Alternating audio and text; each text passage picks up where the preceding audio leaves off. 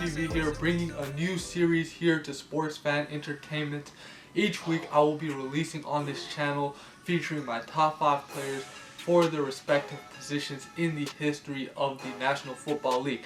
Now, what better way to start off the series but then by making a video on the most important position of all time, the quarterback spot. As we know, quarterbacks play a vital role to their team's success. With that being said, if you guys disagree with my list, please leave yours down below and rank them. And with that being said, let's get on to my top 5 quarterbacks. Ranked at number 5, I have no one other than the bad man himself, Dan Marino. Now, I had a tough choice to make at number 5, and I just decided to give it to Dan Marino. There was a couple people I wanted to put into the top 5, but I just couldn't put them over him, okay? Dan, in my opinion, has one of the most underrated careers as a quarterback. Like, this man literally he was a gunslinger. He broke the barriers for the quarterback position. Before him, nobody can throw the ball like him on a constant basis, okay? After the Don Coryell era, this man and his team decided to pass the ball and it proved vital. As you can see by the stats here, he had himself a wonderful career. But with that being said, he was selected 27th overall in the 1983 NFL Draft. He won the Rookie of the Year that season, as well as not only that, man, he showed intense improvement into his following season. In the 1984 season, this man won MVP and led his team to a 14-2 record and ultimately to the Super Bowl. Now, sadly, he ended up losing against Joe Montana and the San Francisco 49ers. If I'm not mistaken, the score was 38-16. And to be honest, he's not the only person to get blown out by the Niners. In the 1980s and early 1990s, the two teams that were constantly dominating were the Niners and Cowboys.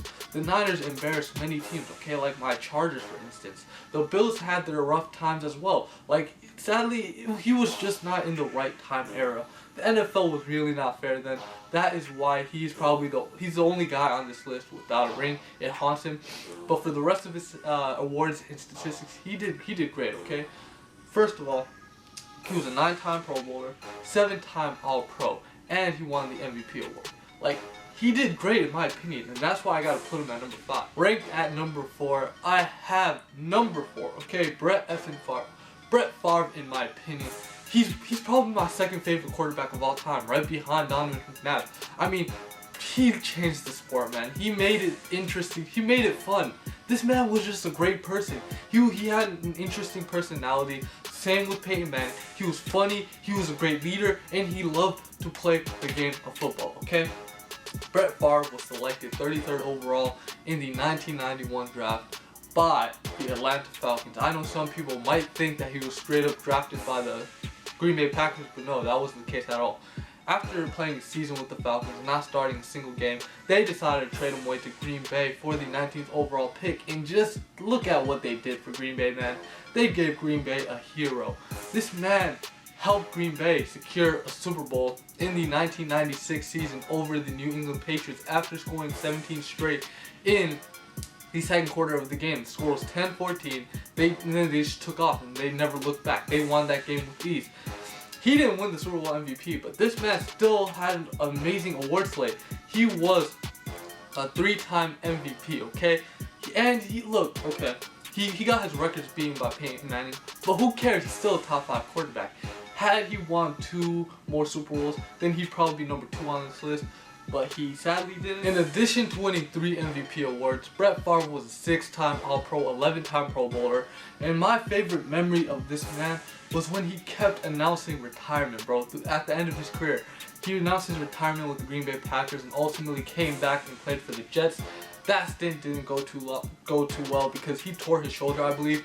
After that, he was contemplating retirement. He had told the Jets staff that he was going to be retiring, but eventually they let him leave. They released him. He went over to Minnesota, which ended up being my favorite move of all time, okay? In the 2009-2010 season, Brett Favre led his team, the Minnesota Vikings, to a 12-4 record. Now, this is my most unforgettable season of all time because my Chargers went on an 11-game win streak to end the season, and Brett Favre Brett Favre was just an amazing player. I loved watching him. right when he led them to that 12-4 record, they ultimately went to the NFC Championship game. Sadly, the results weren't good at all. That game was fantastic. They ended up losing in the NFC Championship game 31-28 to the eventual Super Bowl champs, the New Orleans Saints. Now, I'm pretty sure that was the season the bounty was going on for the Saints. Could we just give the Super Bowl to Brett Favre, man? God, I wanted to see him win that thing so badly. But yeah, guys, Brett Favre, for all those reasons, he's just the GOAT, okay? He's one of the GOATs. His stats were ungodly-like. They were godly-like, man. How? The only person that actually beat them currently is Peyton Manning. And, you know, Peyton Manning just stayed towards the end of his career just to break those records. Hopefully, Peyton Manning gets his broken.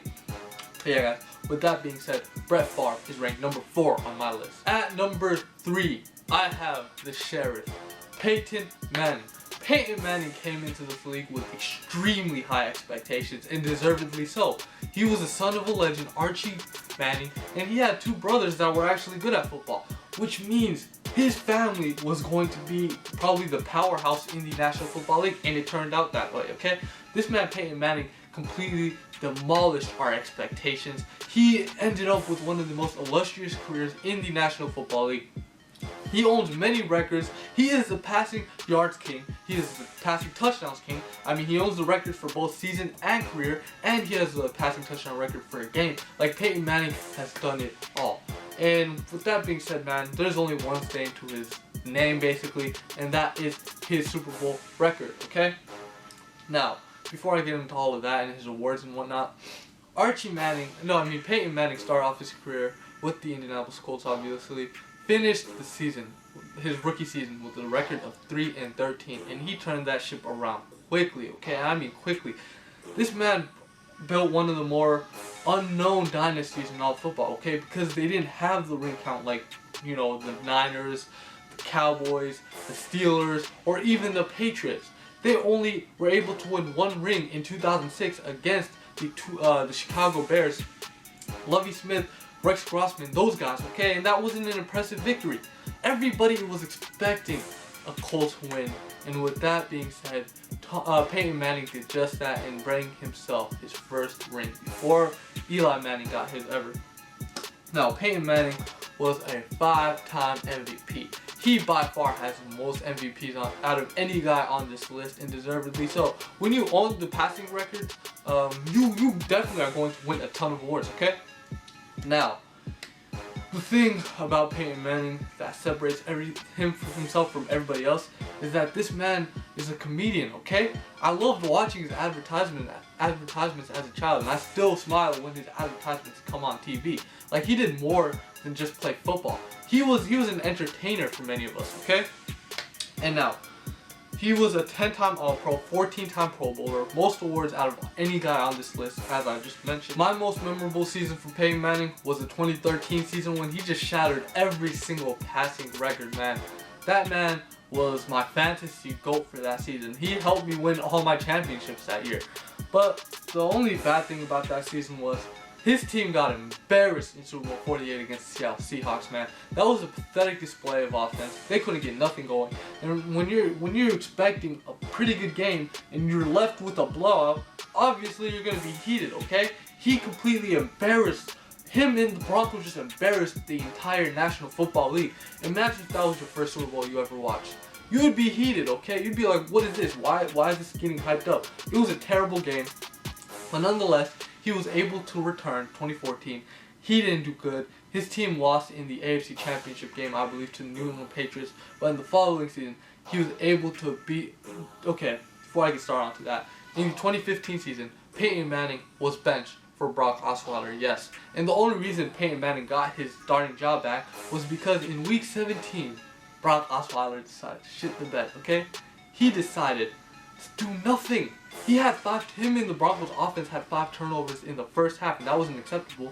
So you already know what Gary Kubiak did. He threw in Peyton Manning and said, you're going to be starting for us in the playoffs. And that was a smart choice because Peyton Manning was able to ride off into the sunset with 2 rings, 5 MVP awards. And with that being said, guys, I mean, the numbers speak for itself. His career, as you guys all witnessed, also speaks for itself. For those reasons, I have him ranked at number 3. At number 2, I have the GOAT himself, Joe Montana, the comeback kid, okay? Joe Montana was selected in the 3rd round of the 1979 NFL draft, if I'm not mistaken. This guy was selected 82 overall. So right off the bat, you can already tell that the draft value on this guy is pretty good, okay? The other guys on this list were 1st round or early 2nd round picks. This man was selected in the late 3rd. Now, Joe Montana, unlike the rest of these guys, has won multiple rings, okay? You know, Peyton Manning has 2. Brett Favre has 1. This man, Marino, has none. This man, Joe Montana, has 4. That speaks volumes right there. If you have a quarterback that goes on to win 4 Super Bowls, most likely he's the man of the dynasty, okay? He built the Niners dynasty. I don't care about all the surrounding talent they had around him. And yes, I know that the second they let him go and traded him to the Kansas City Chiefs, Steve Young came in and won them the Super Bowl against my team. But look, Steve Young himself was a great quarterback. That's why they did it. Just like the Brett Favre, Aaron Rodgers scenario, it worked out, okay?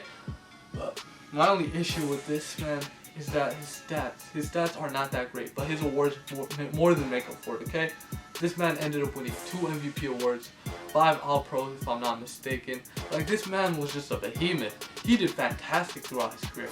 And with that being said, I have him ranked at number 2, and deservedly so. At number 1, I have the greatest of all time, the GOAT himself, Tom Brady. Now, Tom Brady was selected in the 6th round of the 2000 NFL Draft, 199th overall, I believe. And the reason why his story is so important and why I'm impressed with the way how he turned out to be was because, man, look, he didn't get the starting job his rookie season. Dan Marino actually started the games in his rookie season. Brett Favre was benched and he got traded and started right away. But Tom Brady was not a starter. He missed his entire 1st season. And in the 2nd season, something pretty fortunate for him happened, okay? Drew Bledsoe got hurt. I believe he had internal bleeding against the New York Jets. So we can blame the New York Jets for the emergence of Tom Brady in the Patriots dynasty. The New York Jets do nothing good for us, bro. They ruin everything for us. It's bad, but it's just how it is. Now, Tom Brady ultimately ended up leading the Patriots to a Super Bowl victory that season. And although he missed the Super Bowl the following season in 2002, he was able to win it 2 more times, back-to-back, 2003 and 2004. Like, right off the bat, you're like, man, this kid is going to be something special. This is when he was young. I kind of knew what was going on in the 2004 season, but I clearly didn't watch football until the 2005 season. Tom Brady, man, this man was a behemoth. Now, the first Super Bowl I actually got to see Tom Brady play in was against the New York Giants. I mean, Tom Brady was my nemesis since 2006. Look, Tom Brady and the Patriots were 16-0 at that point. Everybody was banking on a New England Patriots win, and if you bet against them, congratulations, you probably made a lot of money. But the way things unfolded is just heartbreaking for this guy.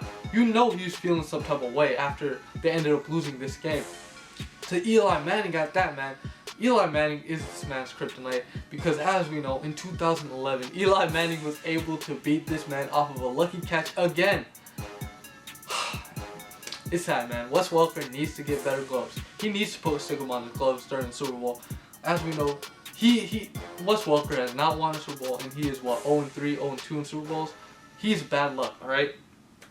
Now, my greatest moment in Tom Brady's career happens to be Super Bowl 49. Because as many people know, I am a Seahawks hater. I will hate them for as long as I live. And look what he did. Him and the Patriots were able to continually destroy the Seahawks' #1 ranked defense. They kept driving down the field. Gronk, Edelman, these 2 guys, LeGarrette Blount even had himself a game. But my favorite moment in that game is obviously Malcolm Butler, bro. Malcolm Butler saved Tom Brady's career, in my opinion. Because Tom Brady was 3-2 when it came to his Super Bowl record at that point. And with that interception, Tom Brady is right now standing at a record of 4-2 and possibly 5-2 at the end of this playoff season. Okay? And unlike the rest of the guys on this list, Tom Brady is the only one currently still playing. The other 4 are obviously retired. Now, Tom Brady currently has 4 Super Bowls, 3 Super Bowl MVPs, 2 NFL MVPs, 4-time All-Pro, and 12-time Pro Bowler. This might grow, okay? As I said before, don't be too shocked if the Patriots end up winning a 5th Super Bowl with Tom Brady. Now, guys, That's all you guys need to hear, alright? He still is playing. He still has a chance to break Peyton Manning's yards record. He already broke his wins record. Tom Brady is the greatest quarterback of all time, and I don't think it should even be arguably. After he wins his 5th ring, just like Kobe did, Tom Brady, unlike Kobe, will end up going down. It has the GOAT of all time, greatest of all time, okay?